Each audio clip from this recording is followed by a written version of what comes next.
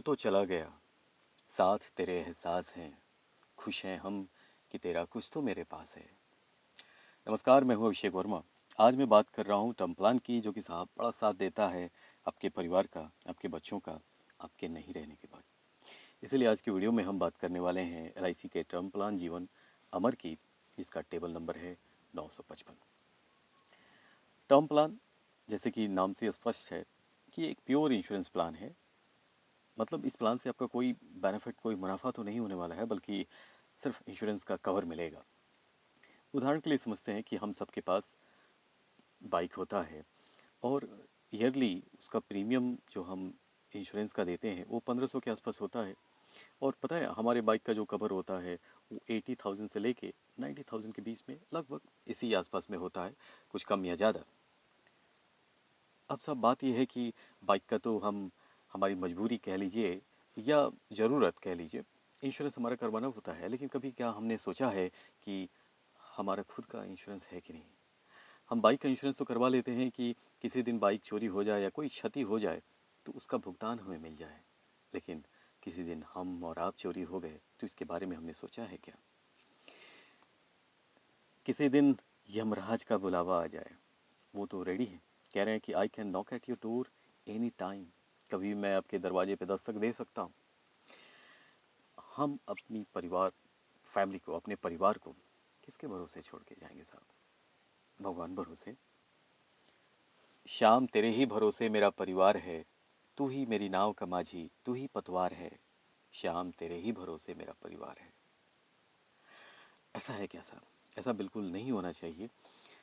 आइए बात करते हैं, जब एलआईसी का हो साथ तो फिक्र की छोड़ो बात। तो आइए समझते हैं इस टर्म प्लान का क्या बेनिफिट है, क्यों हमें जीवन अमर जो टर्म प्लान है एलआईसी का ले लेना चाहिए। तो आइए शुरू करते हैं। देखिए, वाई जीवन अमर, वाई टर्म प्लान। सबसे पहले तो आइए जान लेते हैं कि high sum assured at lowest premiums, बहुत ही सस्ते प्रीमियम पे आपको इतना हाई सम अस्योर्ड की पॉलिसी मिल जाती है। पहला बेनिफिट। दूसरा, फाइनेंशियल सिक्योरिटी आपको देता है। आपने जो लोन लिया है, आपके जो कर्जे हैं, आपकी जो लाइबिलिटीज़ हैं, जो आपकी जिम्मेदारियां हैं, उससे आपको ये सुरक्षा देता है। और जो अगला बेनिफिट है वो है एक्सीडेंटल डेथ राइडर, यानी कि इस पॉलिसी में, जीवन अमर में, आप राइडर भी जोड़ सकते हैं जो एक्सीडेंटल डेथ का है। यानी कि मान लीजिए कोई व्यक्ति जिसने 50 लाख की कोई पॉलिसी ली है, अगर वो राइडर जोड़ लेते हैं 50 लाख का, और तो इसमें ऐसा होगा कि दुर्घटनावश अगर मृत्यु हो जाती है तो 50 लाख तो मिलेगा ही, साथ साथ इस राइडर का भी 50 लाख, और यानी कि 1 करोड़ की राशि उनके आश्रितों को मिलेगी। तो ये एक बहुत बड़ा सहारा होगा। राइडर ले लें, थोड़े मोड़े प्रीमियम का ही अंतर आता है। अगला है इजी टू अंडरस्टैंड। ये प्लान जो है बहुत ही आसानी है समझने में, क्योंकि इसमें क्या मिलेगा, कैसे मिलेगा, जो बाकी सारे प्लान्स में होता है कि इस समय ऐसा मिलेगा, वैसा मिलेगा, ये बोनस का रेट होगा, कम भी मिल सकता है, ज़्यादा भी मिल सकता है, तमाम बातें होती हैं।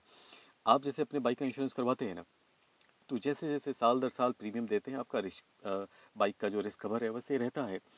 ठीक वैसे ही आप, इसमें इतना आसान है कि आप जब तक प्रीमियम देंगे आपका रिस्क कवर रहेगा, यानी कि पॉलिसी आपकी चालू रहेगी।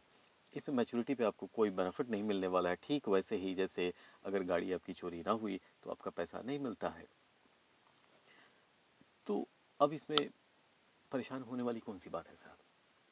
आपने जो अपनी टर्म पॉलिसी का प्रीमियम दिया है, अगर नहीं मिला तो इस बात का ज़्यादा अफसोस होगा आपको, या इस बात की ज़्यादा खुशी होगी कि आप अपने पूरे पॉलिसी टर्म तक जीवित रह गए? आप ही सोचिए ज़रा। आइए अब हम बात कर लेते हैं बेनिफिट्स की। इस प्लान के अंतर्गत क्या बेनिफिट्स मिलने वाले हैं? देखिए, ये टर्म प्लान है, डेथ बेनिफिट की चर्चा करते हैं। मृत्यु पे क्या लाभ मिलेगा? डेथ सम अस्योर्ड मिलेगा। यानी कि जो भी सम अस्योर्ड की पॉलिसी आपने ली है ना, 25 लाख, 50 लाख, 1 करोड़ की, वो सम अस्योर्ड आपके नॉमिनी को आपके नहीं रहने के बाद मिल जाएगा। और पता है, एक एग्जाम्पल से समझेंगे तो और आसानी होगी। जैसे मान लीजिए कोई अमृत बाबू हैं जिनकी उम्र 30 वर्ष है, सम अस्योर्ड लेते हैं, वो 50 लाख की पॉलिसी लेते हैं, जिसका पता है ईयरली प्रीमियम 12,422 रुपये मात्र आएगा, yearly.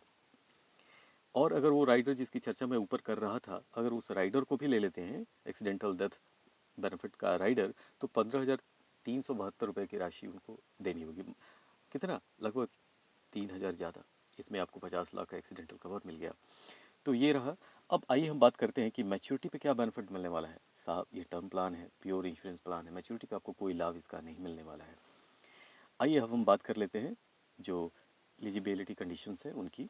Minimum age eight entry जो है 18 वर्ष है। मैक्सिमम एज एट एंट्री जो है वो 65 ईयर्स है। Maximum age at maturity 80 years है, यानी कि 80 वर्ष की उम्र में आपकी पॉलिसी परिपक्व हो ही जानी चाहिए। तो आप सोच लें कि 65 साल के व्यक्ति को अगर पॉलिसी दे रहे हैं तो अधिकतम कितने वर्ष के लिए पॉलिसी आप दे सकते हैं। मिनिमम बेसिक सम एश्योर्ड जो है 25 लाख रुपए का है और मैक्सिमम सम एश्योर्ड का कोई लिमिट नहीं है। सम एश्योर्ड कितने मल्टीपल में होगा आइए जान लेते हैं। 25 लाख से 40 लाख तक की पॉलिसी अगर आप लेते हैं तो 1-1 लाख का आप मल्टीपल में ले सकते हैं, यानी कि 25 लाख की भी पॉलिसी ले सकते हैं, 26 लाख, 27 लाख, 28 लाख, 35-36 लाख, इस तरीके से पॉलिसी आप ले सकते हैं।